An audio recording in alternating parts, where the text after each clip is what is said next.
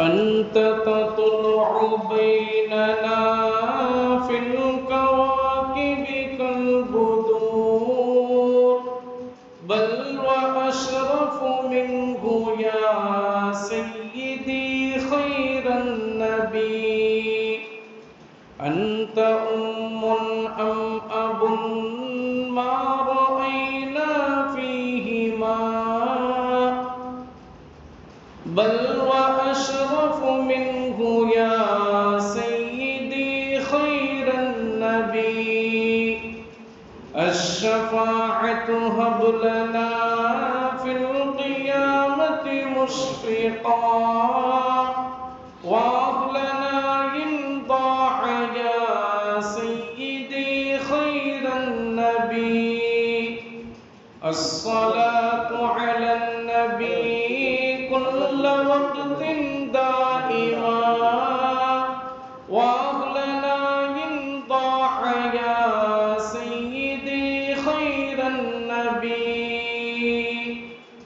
صلى الله على محمد صلى الله عليه وسلم، صلى الله على محمد صلى الله عليه وسلم، صلى الله على محمد صلى الله عليه وسلم، صلى الله على محمد يا ربي صل عليه وسلم. السلام عليكم ورحمة الله تعالى وبركاته. بسم الله الحمد لله.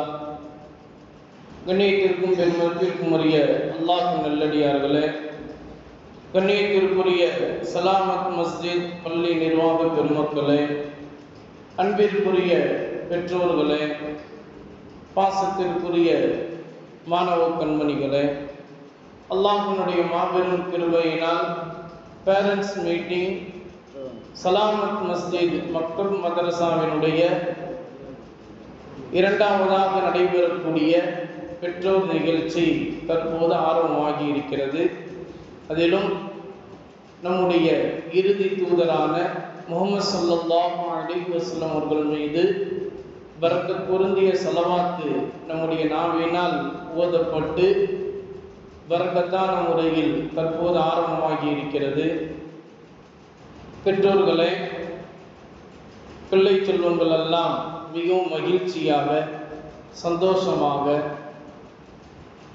சிரித்த முகத்தோடு ஆஜராகி இருக்கிறார்கள்.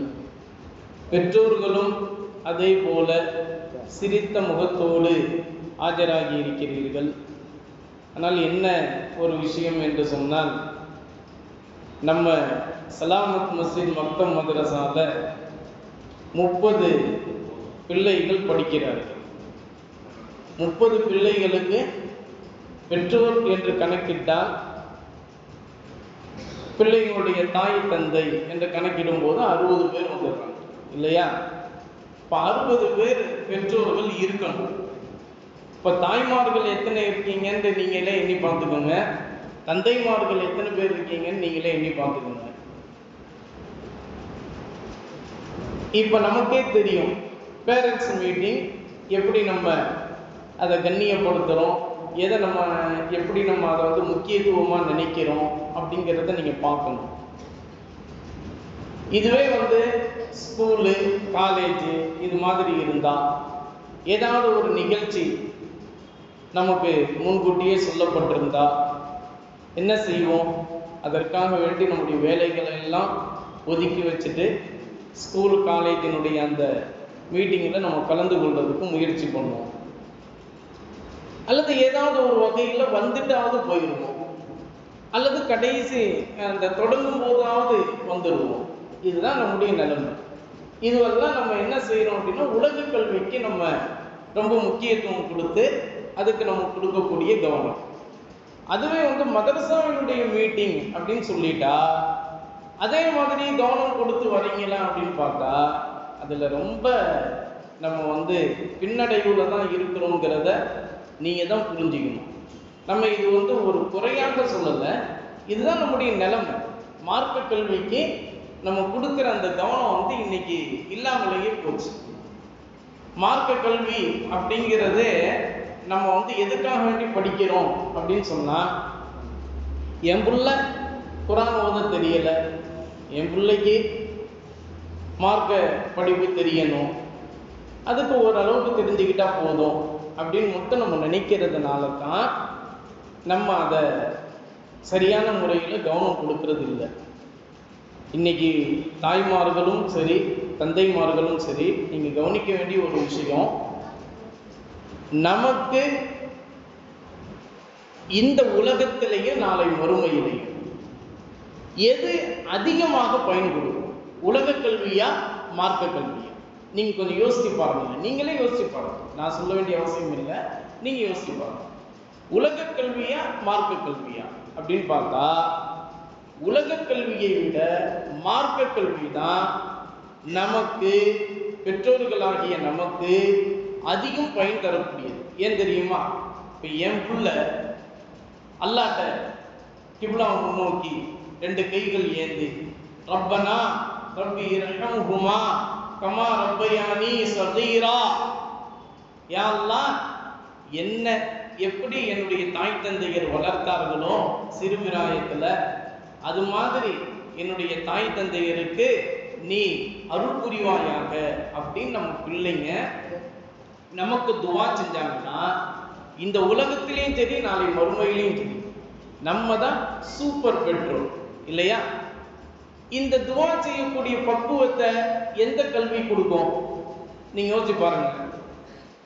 எந்த கல்வி கொடுக்குங்க? மார்க்க கல்வியா, உலக கல்வியா? மார்க்க கல்வி தான் கொடுக்கும் இல்லையா?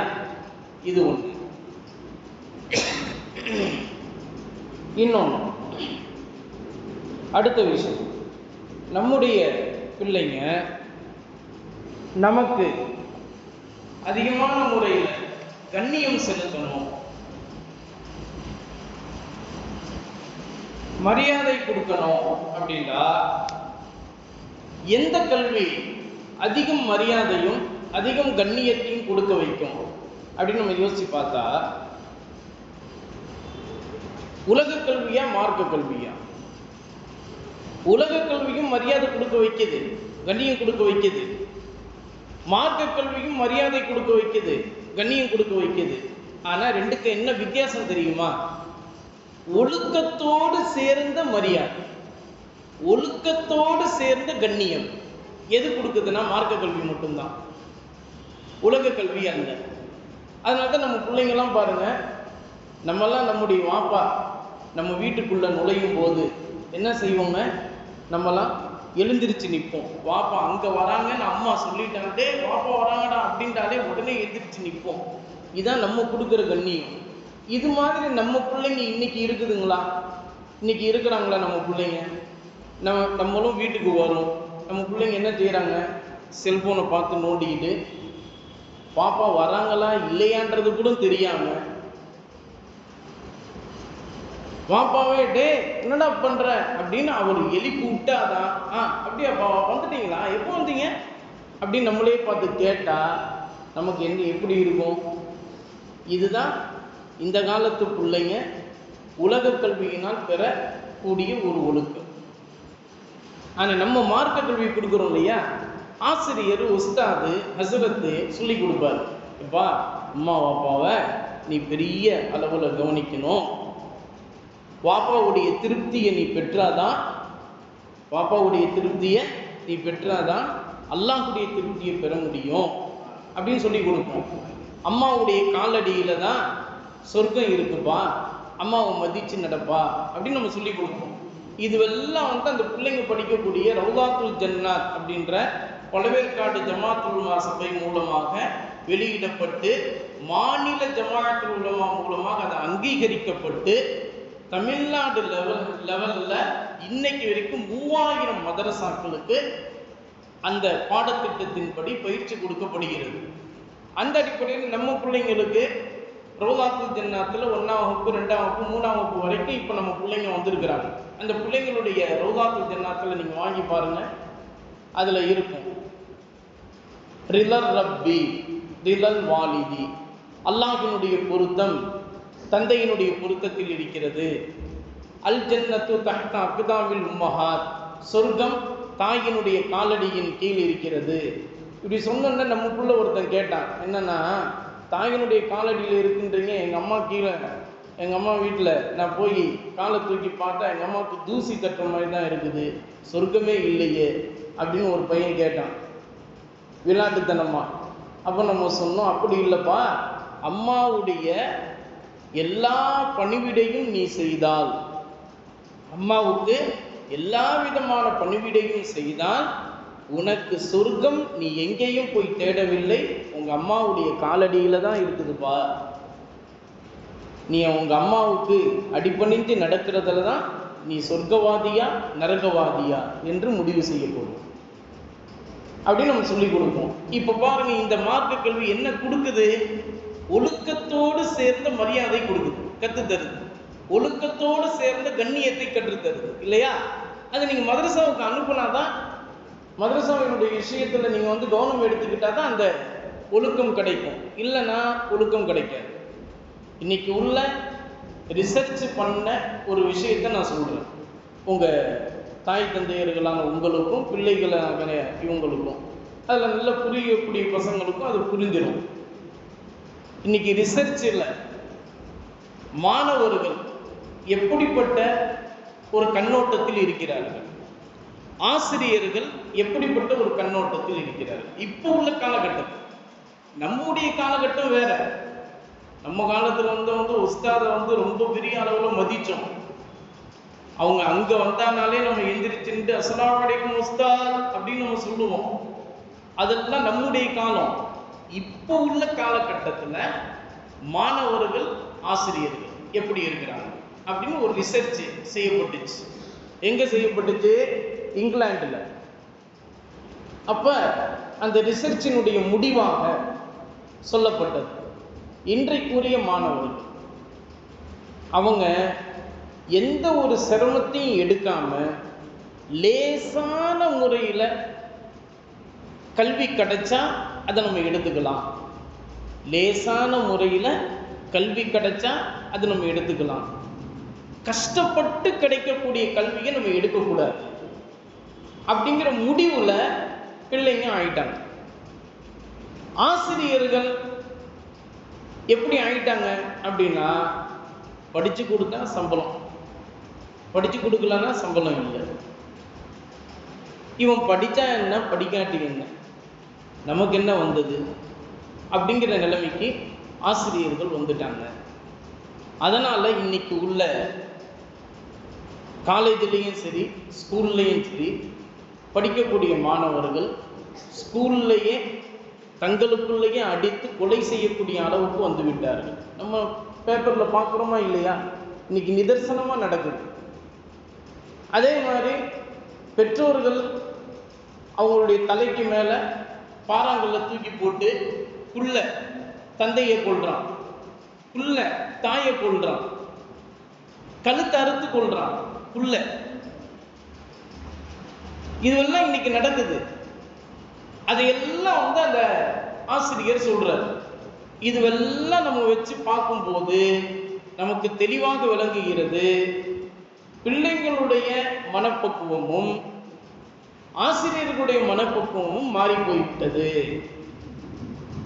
அதனால இப்போ ஆசிரியர்கள் அந்த காலகட்டத்தில் எப்படி இருந்தாங்கன்னா, பிள்ளைகள் ஆசிரியர்களுக்கு தோதுவா மாறிடுவாங்க. ஆனால் இப்போ உள்ள சிச்சுவேஷன்ல பிள்ளைகளுக்கு தோதுவாக ஆசிரியர்கள் மாறிவிடுங்கள், பிள்ளைகளுக்கு தோதுவாக ஆசிரியர்கள் மாறிவிடுங்கள். அதனால தான் என்னுடைய உஸ்தாத் பெருந்தகை நபரல்லாஹ் மரக்கதகு பிஎஸ்பி ஜெயலலாமுதீன் உஸ்தாத் உஸ்தாத் நபரல்லாஹ் அல்லாஹ் தாலாவுடைய மன்னரையை சூன பூஞ்சொலையாக கேள்வி புரிவானாக அவங்க சொல்லுவாங்க. என்ன சொல்லுவாங்கன்னா, எப்பா நீ பட்டம் வாங்கி ஆலிம் ஆயிட்ட அப்படின்னு சொன்னா நீ பெரிய உஸ்தாத் ஆயிட்ட அப்படின்ற எண்ணத்தில் நீ வந்துடக்கூடாது. அப்போதான் நீ முதல் மாணவனாகவே இருக்கிற, மாணவ பருவத்திலேயே முதல் இடத்தை நீ அப்போதான் அடைய போற, முதல் நாளை அப்போதான் நீ சந்திக்க போற அப்படின்னு அர்த்தம். அதனால பிள்ளைங்களுக்கு முன்னாடி நீ ஒரு உஸ்தாதா உட்காரும் போது நீ உன்னை மாணவனாக நினைத்து கொண்டு பிள்ளைகளை உன்னுடைய ஆசிரியராக நினைத்து கொண்டு நீ நடத்து அப்படின்னு சொல்லுவாங்க. என்னுடைய உஸ்தாத் இருந்தது. எப்படிப்பட்ட உஸ்தாத் அவங்க? எப்போ துவா செய்யலாம் அந்த துவா கபூல் ஆகும். முஸ்தஜாபு துஆவா என்று சொல்லப்படக்கூடிய துவா கபூல் ஆகக்கூடிய ஹஸ்ரத் வஃபாத் ஆயிட்டாங்க. ஆனா அவங்க சொல்லக்கூடிய ஒரு விஷயம் வந்து இப்ப அப்படியே நிதர்சனமாக இருக்குது.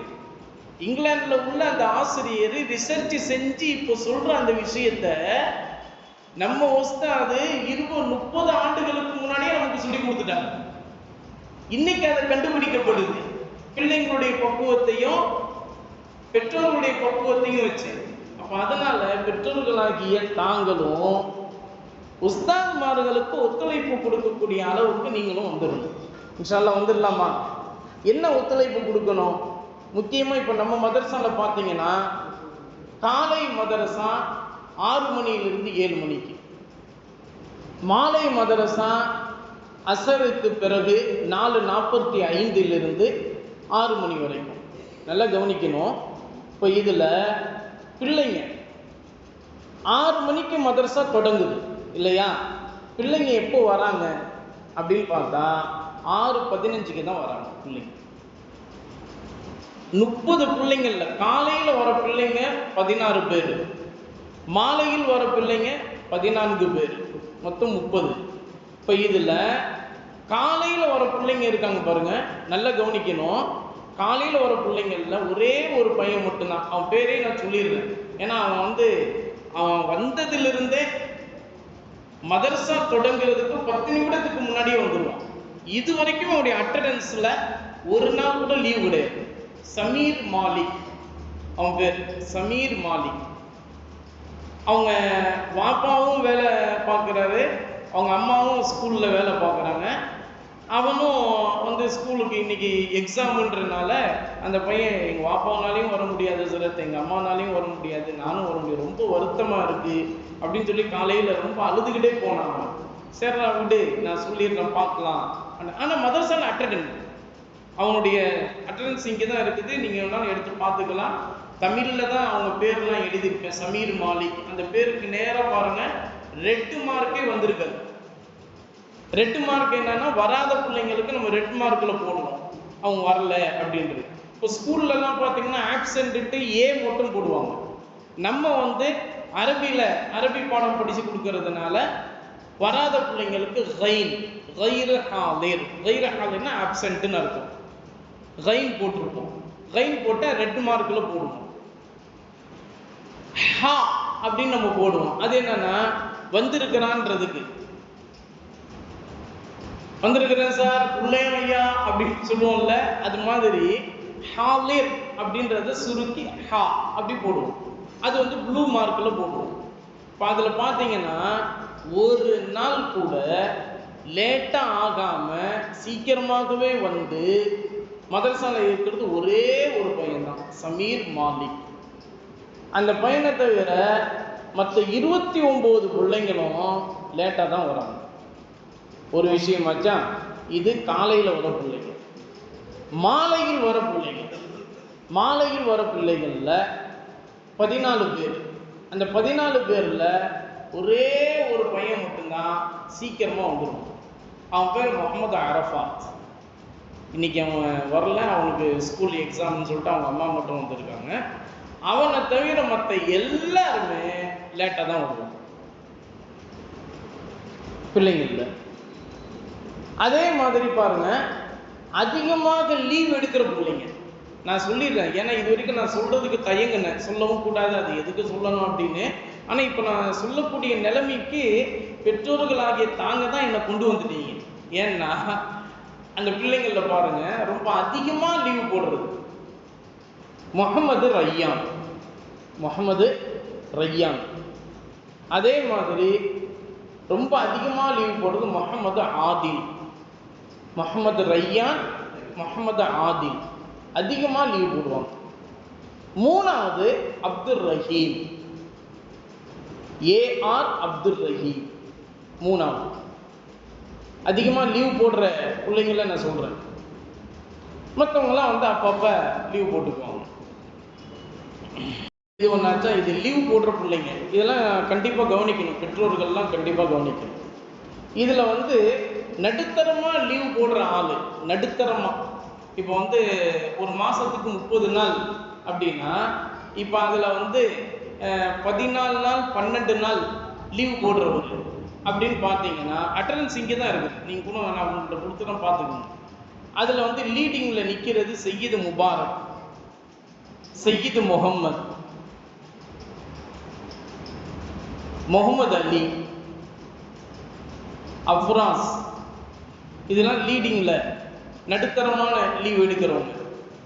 இப்படி இப்போ இதில் வந்து முகமது அலி அவர் வந்து சிஏ படிக்கிறாரு, அதனால் அவருக்கு நம்ம கொஞ்சம் அனுமதி கொடுத்து வச்சுருக்கோம்னு வைங்க. ஆனால் இப்போ என்னன்னா, முகமது அலி இருக்கிறாரு, அவர் நல்லா படிக்கிற பிள்ளை, எதையும் விளங்கக்கூடிய பிள்ளை. ஆனால் என்ன செய்கிறாரு, லீவ் போடுறதுனால இந்த 30 பேர் அவர் எந்த ரேங்கில் இருக்கார் தெரியுமா? 27வது ரேங்கில் இருக்கார். ஆனால் அவர் எந்த ரேங்கில் இருக்கணும்னா, ஃபஸ்ட்டு ரேங்கில் இருக்கணும். நல்லா படிக்கிற பிள்ளை, நல்லா விளங்குற பிள்ளை, எல்லாத்தையும் சீக்கிரம் சீக்கிரம் மனப்பாடம் பண்ணிடுவார். ஆனால் ஒரே ஒரு மைனஸ் என்னன்னா, லீவ் போடுறது. அதே மாதிரி லேட்டாக வராது, அதே மாதிரி அதிகமாக லேட்டாக வரணும், அதிகமாக லேட்டாக வரணும். 3 பேர் இருக்காங்க, மொத்தம் 5 பேர் இருக்காங்க. அதிகமாக லேட்டாக வர பிள்ளைங்க அப்துல் ரஹ்மான், அப்துல் ரஹீம், என்ன அப்துல்லா, 3 பேருமே அண்ணன் தம்பிங்க.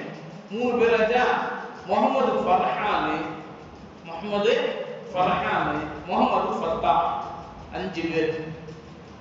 இந்த 5 பேருமே பேசி வச்சுக்குவாங்க.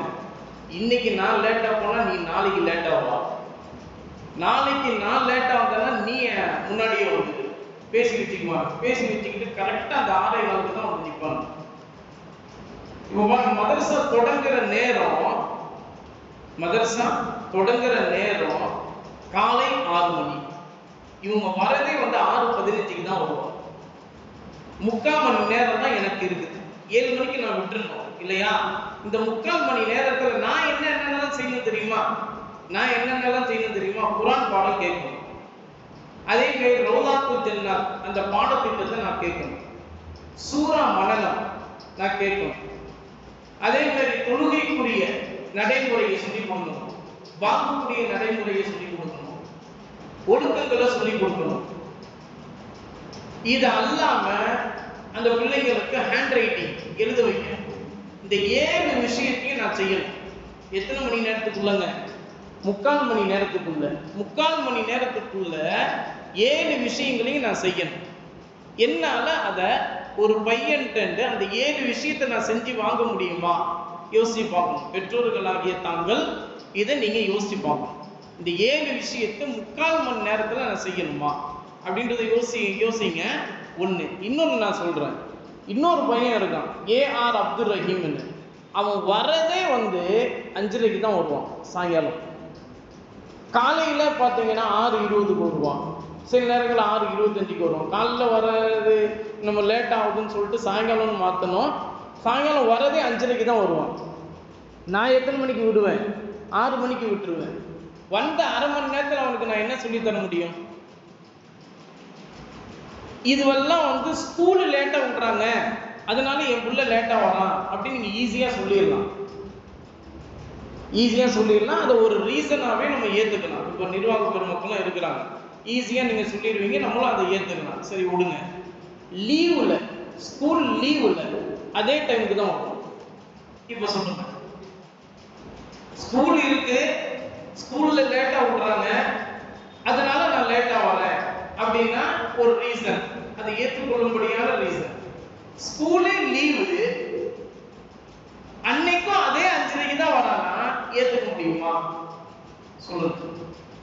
இது ஒரு நாள் 2 நாள் தான் பரவாயில்ல, எல்லா நாளுமே எப்படி வந்தா ஏற்றுக்க முடியுமா?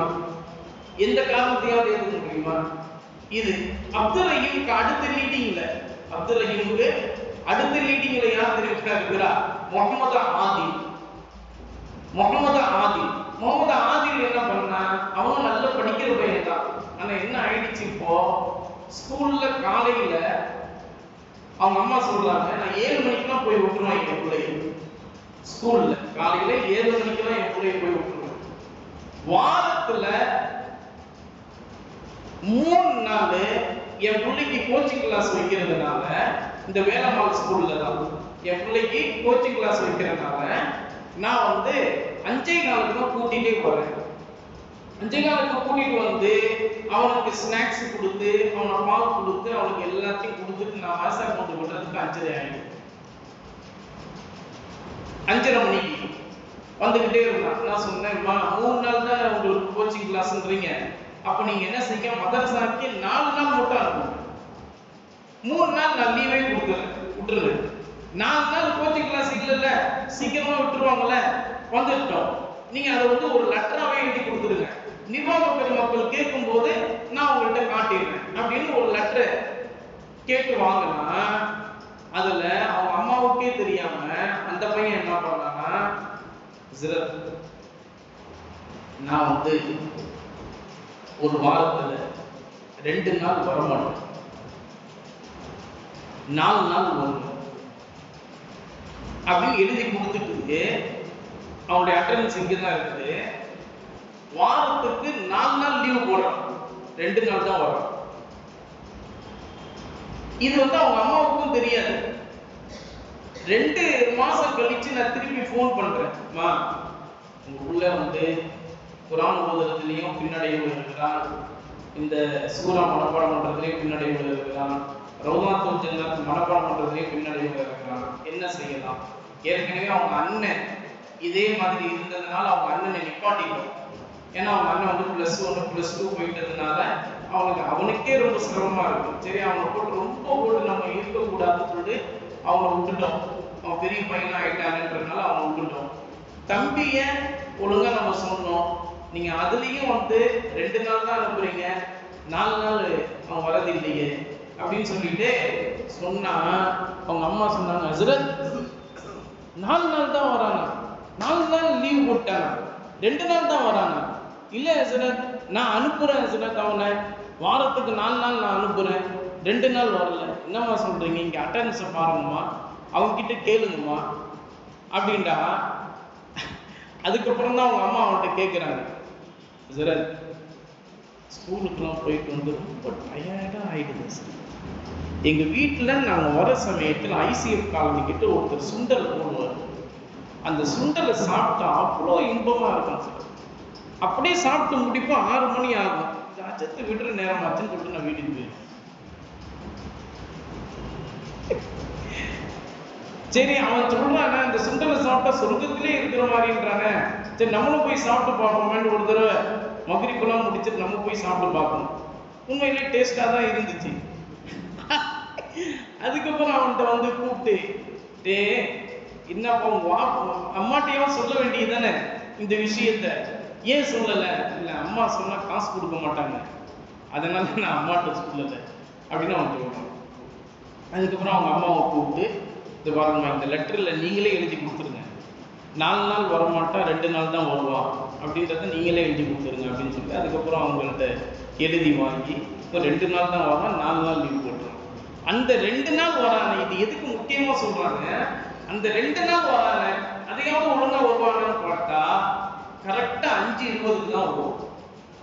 5:20 வரும்போது மொத்தம் அவன் மதரசால படிக்கிறதே மொத்தம் 40 நிமிஷம் தான். இந்த 40 நிமிஷத்துல அவங்க குர்ஆன் கேட்கணும், சூரா மனனம் கேட்கணும், ரௌதாத்துல் ஜன்னத் சொல்லணும், ஒழுக்கங்கள் சொல்லணும், இது எல்லாத்தையும் நான் அவனை செய்ய வைக்கணும் 40 நிமிஷத்துல. எப்படி நான் செய்ய வைக்கிறது சொல்லுங்க? பெற்றோர்களாகிய நீங்க தான் சொல்லணும். தாய் தந்தை 2 பேருமே, தந்தைமார்களும் வந்திருக்கீங்க, தாய்மார்களும் வந்திருக்கீங்க, நிர்வாக பெருமக்களும் வந்திருக்காங்க. இது ஒரு விஷயமாக. இப்ப அடுத்தது, நீங்க ரொம்ப அடிக்கிறீங்க என் பிள்ளைங்க. இதே உங்க பிள்ளையா இருந்தா நீங்க அடிப்பீங்களா? இதே உங்க பிள்ளையா இருந்தா நீங்க அடிப்பீங்களா? அப்படின்னா கேட்டுட்டு கொஞ்சமாவது இறக்கப்படுங்க சார். ஏன் உங்க மனசுல இறக்கமே வர மாட்டேங்குது? இதே நீங்க லேட்டா வந்தா நாங்க கேட்கிறோமா? இதே நீங்க லேட்டா வந்தா நாங்க கேட்கிறோமா? நிர்வாகத்துல நாங்க சொல்லணுமா? நீங்க எத்தனையாவது தொழுகைக்கு லேட்டா வந்திருக்கீங்க, நிர்வாக பெருமக்கள் அப்படியே அவங்களை நிக்க வைக்கிறாங்க, அப்படியே அவங்களை அடிக்கிறாங்க. நீங்க என் புள்ள வந்து லேட்டா வந்தா தோப்பு கருணை போட வைக்கிறீங்க, உங்களை தோப்பு கருணை போட வைக்கணுமா? இப்படி இப்படி ஒருத்தர் கேட்டாங்க. நான் அப்ப சொன்னேன், கரெக்டு தான், நீங்க கேட்கிற விஷயங்கள்லாம் எல்லாமே கரெக்டு தான். ஆனா நீங்க கேட்கறதுக்கு முன்னாடி ஒரு விஷயத்த நீங்க யோசிச்சு பார்க்கணும். இப்போ என்னுடைய தந்தை எல்லாம் என்ன மதரசால விடும்போது இப்படியே சொல்லிவிட்டார். என் கண்ணு முன்னாடியே, என்னுடைய உஸ்தாதுக்கு முன்னாடி என் தந்தை சொன்ன வார்த்தை. அல்ஹாஜி முகமது யாசின் அவங்க பேரு, நபருல்லாஹ் அல்லாஹ்வுடைய மன்னரையை சூழ போன்றவையாக ஆக்கி வைக்கிறோம். அவங்க சொன்ன வார்த்தை, ஹஸ்ரத் இவன் என் புள்ள, 2 கண்ணை மட்டும் ஒட்டணும், மத்த எல்லாமே ஒட்டணும். ஹஸ்ரத் கா மா ரூல் கா ஹா, ஹஸ்ரத்தினுடைய அடி சூனத்தின் கூமா.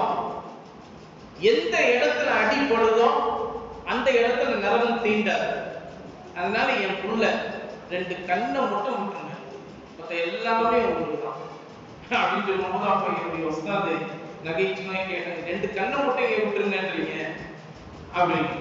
அப்போ இல்ல உஸ்தாத், 2 கண்ணை வச்சுதான் அவன் பாடத்தை படிக்கும், 2 கண்ணை வச்சுதான் அவன் உங்களை பார்க்கணும், 2 கண்ணை வச்சுதான் அவன் எங்களையும் பார்க்கணும். பாடத்தை படிக்கணுங்கிறதுக்கு அவனுக்கு 2 கண்ணு ரொம்ப அவசியம். அதனால கண்ணை மட்டும் அடிச்சிடாதீங்க, மற்ற எல்லாம் எந்த இடத்துல நீங்க அடிச்சாலும் நான் கேட்க மாட்டேன் அப்படின்னு சொல்லிதான் என்னுடைய தந்தை வந்து விட்டாங்க. நம்ம படிச்சு இப்போ உங்களுக்கு முன்னாடி ஒரு அரசர் தான் ஆகி நம்ம உட்கார்ந்து இருக்கோம். இது அந்த காலம். சரி, இப்போ இந்த காலகட்டத்துல நம்ம பிள்ளைங்களை மாதிரியே நம்ம மாறிடணும் இல்லையா? நம்ம பிள்ளைங்களை மாதிரியே மாறினாலும் அந்த பிள்ளைங்க என்ன பண்ணிடுறாங்க அப்படின்னா, ஒரு கட்டத்துக்கு மேல நம்ம செல்லத்தை கொடுத்தா, ஒரு கட்டத்துக்கு மேல அந்த பிள்ளைங்கள்ட்ட நம்ம விளையாட்டா நம்ம பேசினா, அந்த பிள்ளைங்க என்ன ஆயிடுறாங்க அப்படின்னா, அஜத்து சிரிப்பா தாங்க ஏன் பேரு, நம்ம அஜத்தியா, நம்ம அஜத்து என்ன சொன்னாலும் கேட்பாரு. ஒரு தந்தையிட்ட ஒரு பையன் இப்படியே சொல்லியிருக்கான், டேய் நீ ரொம்ப சேட்டை பண்ற, அப்துல் ரஹ்மான் அஜத்தை போய் சொல்லிடுவேன். அப்துல் ரஹ்மான் அஜத்தியா? அவர் நம்ம அஜத்து வாப்பா, அவர் நான் சொல்றதுதான் கேட்பாரு. பாக்குறீங்களா? நீங்களும் வாங்க, நானும் வரேன், நான் சொல்றதை கேட்கிறாரா நீங்க சொல்றதை கேட்கிறாரான்னு பார்ப்போம். நம்ம அஜத்து அப்துல் ரஹ்மான் அஜத்து. அவரை பார்த்தோன்னே நான் சிரிச்சிருவேன், சிரிச்சதுனால என்னை வந்து அடிக்க மாட்டாரு, அப்படியே உட்கார வச்சிருவாரு. இப்படியே சொல்லியிருக்கான். அவர் வந்து நம்மள்ட்ட வந்து சொல்றாரு, இப்படி சொல்றாங்க சார், நீங்க என்ன விளையாட்டாவே போயிடுறீங்களா பிள்ளைங்கள்ட்ட அப்படின்னு ஒருத்தர் வந்து கேட்கிறாரு. இப்படி எல்லாம் வந்து வர்றதுக்கு உண்டான காரணம் என்ன அப்படின்னு கேட்டா, பிள்ளைங்க இந்த அளவுக்கு இப்போ உள்ள காலகட்டத்தில் அப்படி ஆயிட்டாங்க. பிள்ளைங்க செல்போனுக்கு கொடுக்கிற அந்த மதிப்பை பெற்றோர்களுக்கும் தருவது கிடையாது, அதே மாதிரி உஸ்தாத்மார்களுக்கும் தருவது கிடையாது, பெரியவங்களுக்கும் அந்த ஒரு மரியாதையை தரது கிடையாது. அதனால பிள்ளைங்கள்ட்ட நீங்க செல்போனை கொடுக்கறத தவிர்த்து கொள்ளுங்க, முழுமையாக தவிர்த்து கொள்ளணும். ஆனா இந்த காலகட்டத்தில் முழுமையாக தவிர்க்க முடியாது. சில விஷயங்கள்லாம் வந்து பிள்ளைங்க சொல்லிதான் நமக்கே தெரியுது. ஜிபேல அனுப்புறது, ஃபோன்பேல அனுப்புறது, ட்விட்டர் பார்க்கறது, ஃபேஸ்புக்கை பார்க்கறது, இந்த செய்தியை பார்க்கறது, அந்த செய்தியை பார்க்கறது, வெப் பார்க்கறது, எல்லாமே வந்து சில நேரங்களில் பிள்ளைங்க சொல்லி தான் நமக்கே தெரியுது இல்லையா? அந்த மாதிரி ஒரு காலகட்டத்துக்கு நம்ம வந்துட்டோம். அதனால ரொம்ப பிள்ளைங்கள்ட்ட அந்த மாதிரியான செல்போனை நீங்கள் கொடுக்காம, பிள்ளைங்களுக்கு எப்படி ஸ்கூலில் போனால் அந்த ரிப்போர்ட் கார்டை பார்த்தா, எப்பா இந்த மாதிரி மார்க்கை நீ வாங்கியிருக்கியே, ஏன் குறைஞ்சிச்சு மேக்ஸில், ஏன் இங்கிலீஷில் குறைஞ்சிச்சு, ஏன் சயின்ஸில் குறைஞ்சிச்சின்னு கேட்குறோமா இல்லையா? அது மாதிரி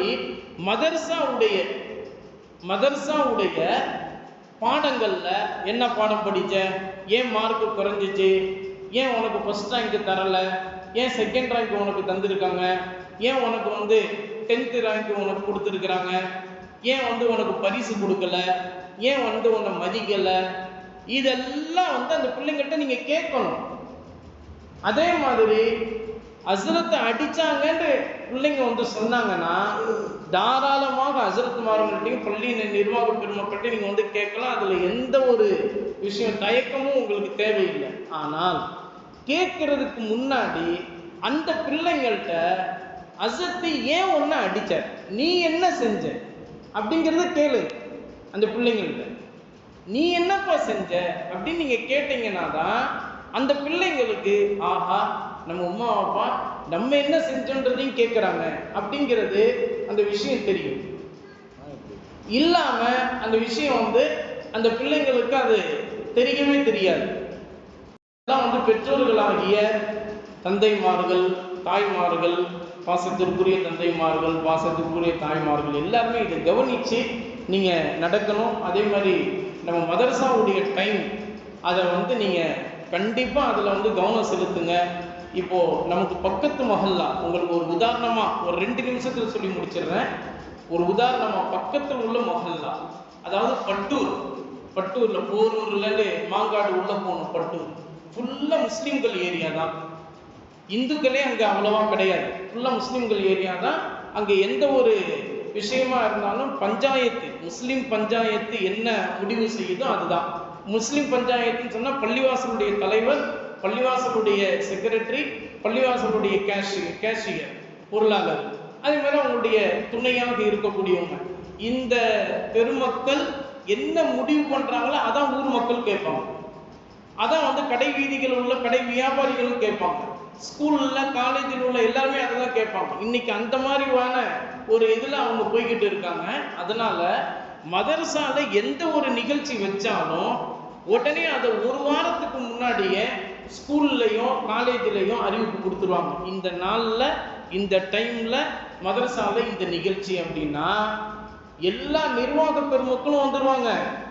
அதே மாதிரி எல்லா பேரண்ட்ஸுகளும் வந்துருவாங்க, ஊர் மக்களும் வந்துருவாங்க, எல்லாமே லீவ் போட்டு வந்துருவாங்க.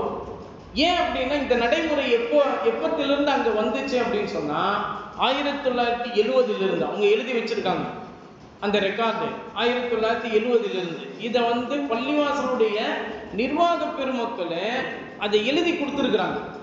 நீங்க மதரசாவுடைய கல்வி படிப்புக்கு நீங்க முக்கியத்துவம் கொடுக்கணும், அதனால அதுக்கு தகுந்த மாதிரி நீங்க உங்களை ஆக்கிக்கோங்க அப்படின்னு. இன்னைக்கு உள்ள பட்டூர்ல உள்ள கவர்மெண்ட் ஸ்கூல்ல கூட பள்ளிவாசல்ல ஒரு நிகழ்ச்சின்னா கவர்மெண்ட் ஸ்கூல்லே லீவு. பள்ளிவாசல்ல ஒரு நிகழ்ச்சின்னா கவர்மெண்ட் ஸ்கூல்லே லீவு எழுதி கொடுத்துருவாங்க ஒரு வாரத்துக்கு முன்னாடியே. இந்த டைம்ல பள்ளிவாசல்ல இந்த நிகழ்ச்சினா எல்லாருமே வந்துடுவாங்க.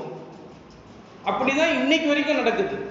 அதனால பெற்றோர்களாகி உங்ககிட்ட நம்ம என்ன சொல்றோம் அப்படின்னா, பேரண்ட்ஸ் மீட்டிங்னு ஸ்கூல்ல நடத்துவாங்க.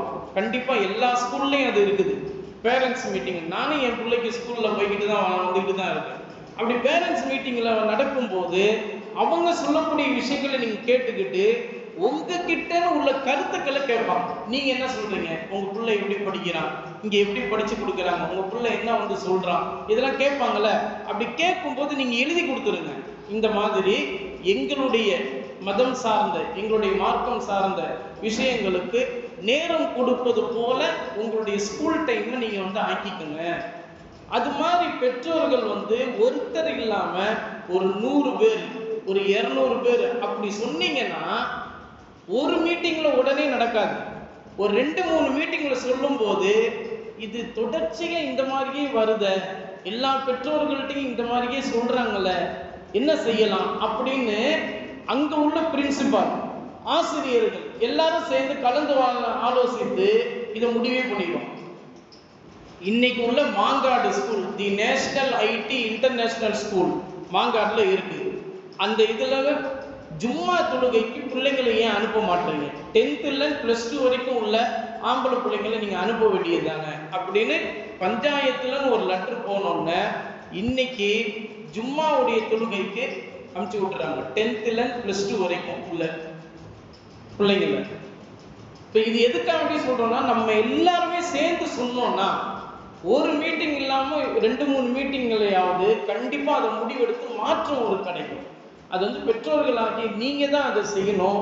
அதுக்கு ஏதாவது ஒரு ஒத்துழைப்பு நீங்களும் தாங்க ஹசரத் அப்படின்னா நம்மளும் தரலாம். தருவதற்கு தாராளமாக நம்ம அதுல முயற்சி எடுக்கிறோம். அதுக்கு என்ன செய்யணும் வழியும் நம்ம சொல்றோம்.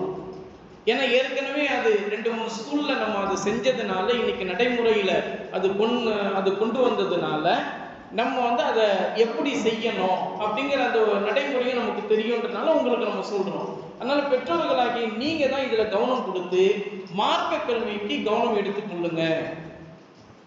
அதனால ஒரு விஷயத்தை நம்ம வந்து நல்ல விளங்கிக்கணும். உலக கல்வியே நம்ம வந்து எந்த ஒரு கட்டத்திலையும் நம்ம வந்து மாற்றமா நம்ம சொல்லலை. உலக கல்வி நமக்கு வேணும் தான். ஆனால் நம்ம எதுக்கு அதிகமாக முக்கியத்துவம் கொடுக்கணும்? மார்க்க கல்விக்கு தான் நம்ம அதிகமாக முக்கியத்துவம் கொடுக்கணும். உலக கல்வி இந்த உலகத்தோடையே நமக்கு முடிவடைந்து விடும்.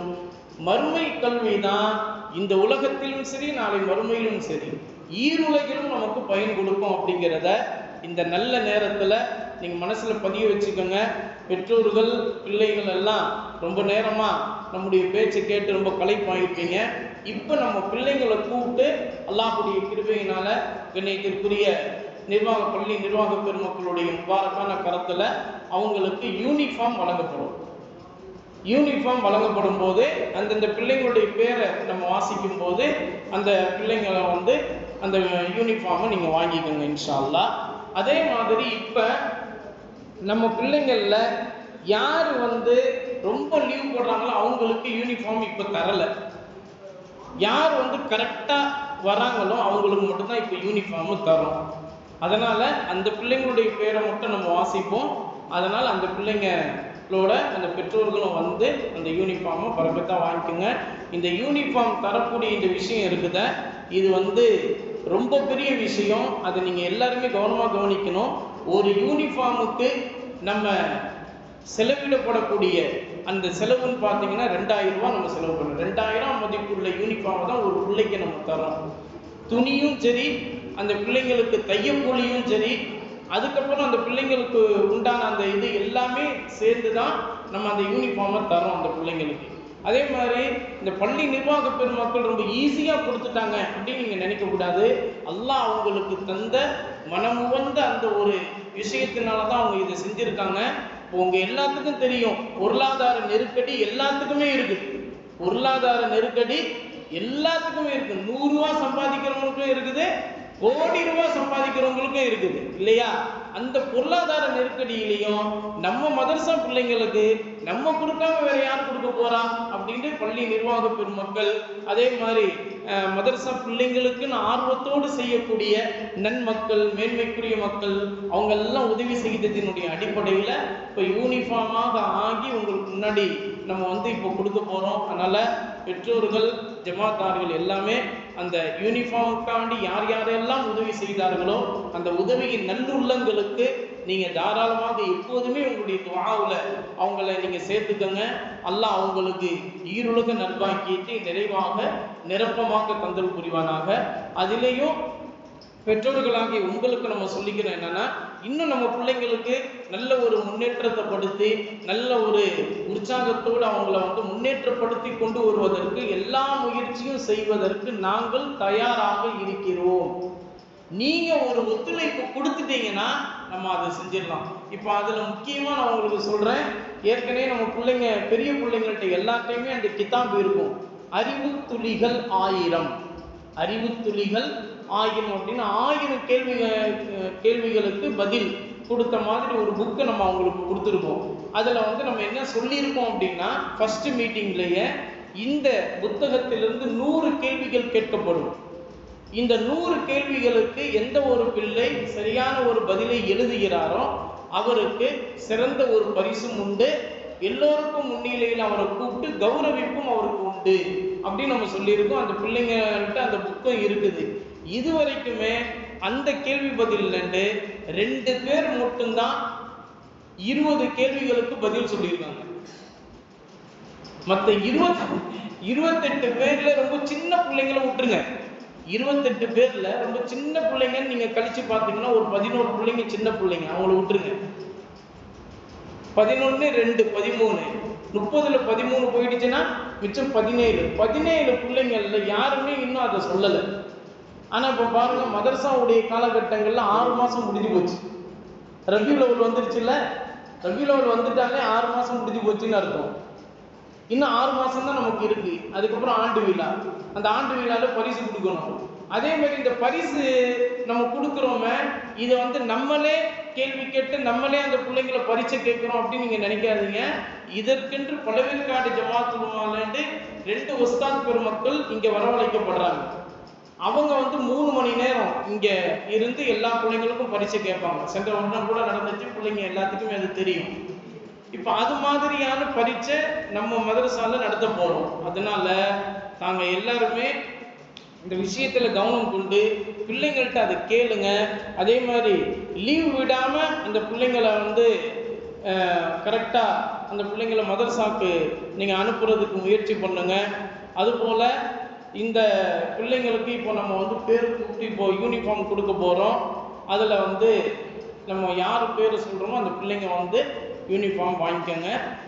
சில பிள்ளைங்க வந்து புது பிள்ளைங்க, இந்த புது பிள்ளைங்களுக்கு ரொம்ப அந்த யூனிஃபார்ம் போட்டு பார்த்தாலே தெரியும் அது யாருக்கு வந்து சரியாக டைட்டாக இருக்குது, அல்லது ரொம்ப சிறுசாக இருக்குது, அல்லது ரொம்ப பெருசாக இருக்குது அப்படின்னு சொன்னால் நீங்கள் அப்போவுமே வந்து போட்டு பார்த்துட்டு நீங்கள் வந்து இது கொஞ்சம் பெருசாக தைக்கணும்னா அதுக்கு உண்டான அந்த அளவு எடுத்து நம்ம அதுக்கு உண்டான அந்த பிள்ளைங்களுக்கு அதே மாதிரியே தைச்சி கொடுத்துடலாம். துணியும் இருக்குது, துணியும் என்கிட்ட தான் இருக்குது, அது வந்து தைச்சி கொடுத்துடலாம், அது ஒன்றும் பிரச்சனை இல்லை.